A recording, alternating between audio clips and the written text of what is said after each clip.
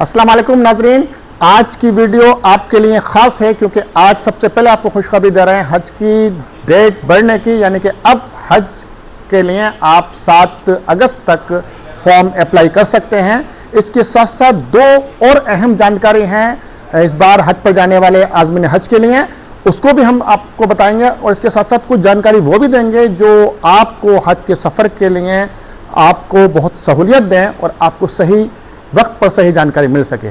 तो आइए शुरू करते हैं आज की ख़ास वीडियो आपके लिए। इससे पहले कि आप वीडियो देखें, हमारे इस चैनल को आप सब्सक्राइब कर लें और बेल आइकन भी दबा दें ताकि आपको सही वक्त पर जानकारी मिलती रहे और अगर हो सके तो आप हमारे चैनल को लाइक और शेयर भी कर लें।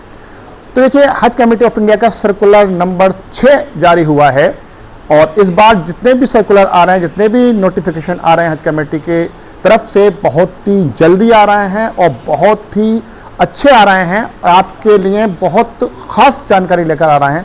ये सर्कुलर जो आया है 6 नंबर का 31 जुलाई को, यानी कि कल, उसमें 3 अहम बातें आपको बताई जा रही हैं। नंबर 1, पहली खुशखबरी तो यह है कि 7 अगस्त 2025 तक के लिए हज की ऑनलाइन फॉर्म की डेट बढ़ा दी गई है, जो आप 7 अगस्त की रात 11:59 तक आप अप्लाई कर सकते हैं ऑनलाइन फॉर्म।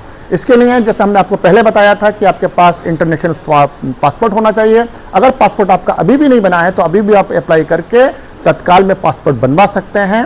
और क्योंकि हर पासपोर्ट ऑफिस में ये जानकारी पहुंची हुई है कि हाजियों जो हज पर जा रहे हैं उनके पासपोर्ट जल्दी बनाकर देने हैं, तो आपके पासपोर्ट में कोई दिक्कत नहीं आएगी। आपके लिए ये बहुत अच्छा मौका है। दूसरा ये कि जिन लोगों के पासपोर्ट में कुछ कमी है वो भी सही करा सकते हैं, क्योंकि पासपोर्ट की जो वैलिडिटी है, जो म्याद है, वो 31 दिसंबर 2026 होनी चाहिए 2026 में हज करने वालों के लिए। तो अगर आपके इससे 1-2 दिन भी कम है तो आप फ़ौरन उसके लिए अप्लाई कर लीजिए। और जिन लोगों के पासपोर्ट में कुछ कमी है, कुछ डेट के साथ साथ कुछ फटे हुए हैं या उनके आपके पेज ख़त्म हो गए हैं, तो भी आप रिन्यू करा सकते हैं, पासपोर्ट दूसरा बनवा सकते हैं। इसके साथ जो एक अहम खबर है वो है पहली किस्त की। पहली किस्त इस बार 20 अगस्त 2025 तक जमा होनी है, जिसमें 1,52,300 रुपये जमा होने हैं। और ये जमा करने का जो मोड रहेगा, आप ऑनलाइन जमा कर सकते हैं या बैंक में डायरेक्ट जाकर जमा कर सकते हैं, या आप अपने ATM या क्रेडिट कार्ड के थ्रू भी जमा कर सकते हैं। और फॉर्म भरने के लिए जैसे हमने बताया 2 ऑप्शन है आपके पास। हज सुविधा एप्लीकेशन अपने मोबाइल में डाउनलोड कर लीजिए, उसके ज़रिए बहुत आसानी से फॉर्म भर जाता है। नहीं तो आप हज कमेटी ऑफ इंडिया की साइट पर जाकर, वेबसाइट पर जाकर डायरेक्ट आप फॉर्म जमा कर सकते हैं या किसी साइबर कैफ़े में जाकर भरवा सकते हैं, क्योंकि उसमें आपको 4 दस्तावेज लगाने हैं। नंबर 1, पासपोर्ट जिसकी वैलिडिटी 31 दिसंबर 2026 से ज़्यादा होनी चाहिए या 2026 की 31 दिसंबर तो होनी चाहिए। इसके साथ साथ दूसरा आपका आधार कार्ड जो एड्रेस के लिए आपका यूज़ होगा। तीसरा आपका पैन कार्ड और आपका ब्लैंक चेक या फिर बैंक की पासबुक। ये दस्तावेज आपके पास होना ज़रूरी है। अगर पासपोर्ट में जो आपका पता दिया गया है वो अगर आप नहीं रह रहे हैं इस टाइम, तो नए एड्रेस का कोई ना कोई प्रूफ लगाना ज़रूरी है आपके लिए। ये सब डाउनलोड करके आप लगाकर अपना पासपोर्ट जमा कर सकते हैं ऑनलाइन, लेकिन आपको फिज़िकली जमा बाद में करना होगा हज कमेटी के स्टेट ऑफिस में, जब उसका अलग से नोटिफिकेशन किया जाएगा। दूसरी खबर है एक नया एम्बार्केशन पॉइंट्स, यानी कि हाजियों को जो ले जाया जाता है बाई एयर, तो जो एयरपोर्ट्स बनाए गए हैं वो 17 हैं इस वक्त। अब एक नया एयरपोर्ट की घोषणा की गई है मिनिस्ट्री की तरफ से, तो हज कमेटी के सर्कुलर नंबर 6 में उसका भी दिया गया है। आंध्र प्रदेश का विजयवाड़े से एक 18वां एम्बार्केशन पॉइंट बढ़ाया गया है, यानी कि अब टोटल 18 एम्बार्केशन पॉइंट्स हो जाते हैं जो हाजियों को हज के लिए ले जाएंगे। तो एक दूसरा और तीसरा आपकी जो हज का पहला इंस्टॉलमेंट है 1,52,300 रुपये जमा करने हैं आपको 20 अगस्त 2025 तक। इसकी जानकारी भी आपको होनी चाहिए, यानी कि अभी आपको पहले से ही बता दिया गया है कि कब आपको क्या करना है। इस बार का जो भी हज का प्रोसेस हो रहा है बहुत ही टेक्निकल, बहुत ही आपकी सहूलियत के लिए हो रहा है और एक एक बात पहले से बताई जा रही है। यह भी बता दिया गया है इस बार की पिछली बार कहाँ किस किस एयरपोर्ट से कितना खर्चा आया था, ताकि आप अपना जहन बना सकें, उसी तरह से इंतज़ाम कर सकें। अगर पूरा ओवरऑल अगर हम देखें तो हम 3,19,000 से लेकर 4,05,000 तक का खर्चा टोटल हर एम्बार्केशन के पॉइंट से मिलाकर आया है। सबसे कम खर्चा जो आया है वो मुंबई से आया था और उसके 3,19,000, और इसी तरह 3,27,000 के आसपास दिल्ली से, और इसी तरह जो है अहमदाबाद से भी इसी के आसपास खर्चा आया था। और कश्मीर गया से 4 लाख से ऊपर हाजियों का खर्चा आया था, क्योंकि छोटे एयरपोर्ट पर इंटरनेशनल फैसिलिटीज़ नहीं होती हैं, तो हाजियों के लिए स्पेशली इंतज़ाम किया जाता है, जिससे उनका खर्चा बढ़ जाता है।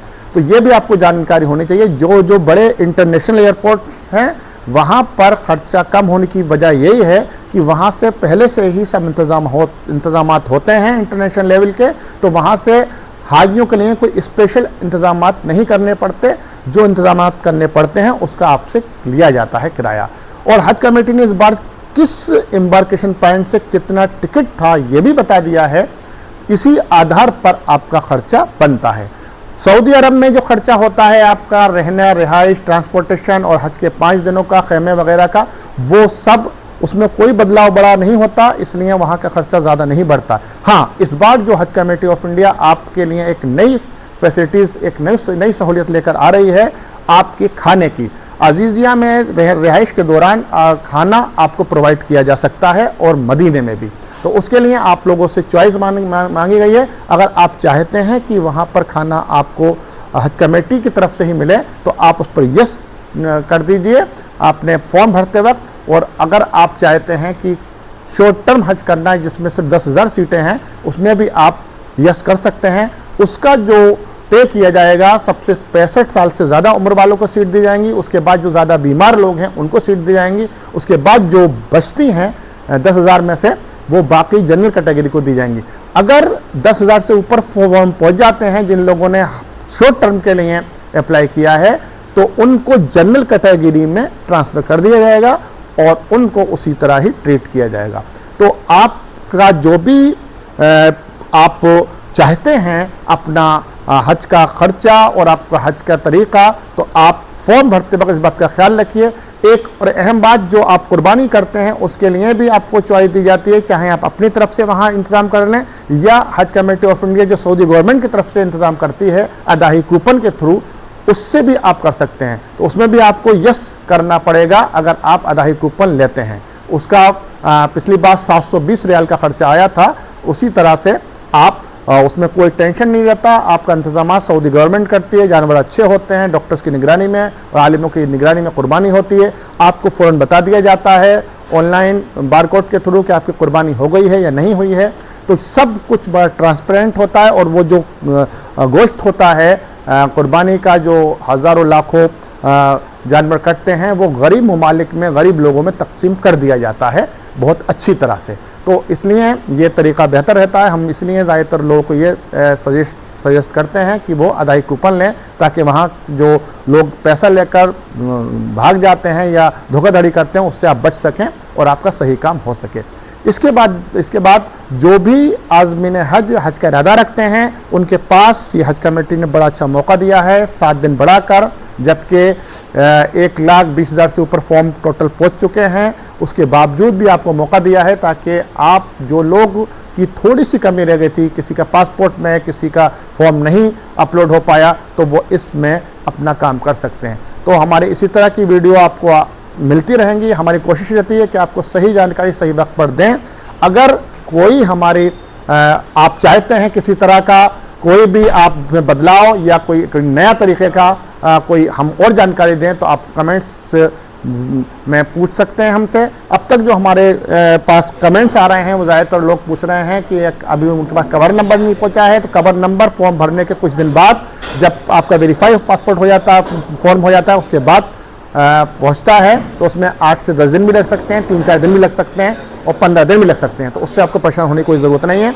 दूसरा ये, कुछ लोग पूछ रहे हैं कि वहाँ पर जो रहने का इंतजामात है इस बार बदलाव किया जा रहा है, लेडीज़ जेंट्स को अलग रखने की बात चल रही है। तो ये सऊदी गवर्नमेंट का डिसीज़न है, क्योंकि वहाँ पर लेडीज़ जेंट्स जैसे मीना के खेमे में रहते हैं आमने सामने, ऐसे ही रहने की बात चल रही है। तो वहाँ कोई परेशानी की बात नहीं है, एक ही बिल्डिंग में रहेंगे आप लोग, सिर्फ कमरे अलग हो सकते हैं और एक कवर नंबर के लोग आसपास ही रहेंगे। और जहाँ तक हमने बताया कि एक बिल्डिंग में जब आप रहते हैं तो 30 लोगों पर एक किचन दिया जाता है और 10 से 12 लोगों पर एक बाथरूम। तो वहाँ आपको कोई इस तरह की कोई परेशानी नहीं आएगी। ट्रांसपोर्टेशन का बहुत बेहतरीन इंतज़ाम रहेगा, किसी तरह की आपको कोई तकलीफ़ नहीं होगी। लेकिन आप लगातार हमारी हर वीडियो को देखते रहें ताकि सही जानकारी आपको सही टाइम पर मिलती रहे। इसके साथ ही मैं आपसे इजाज़त चाहता हूँ, अगली वीडियो में जल्दी मिलते हैं, तब तक अल्लाह हाफ़िज़।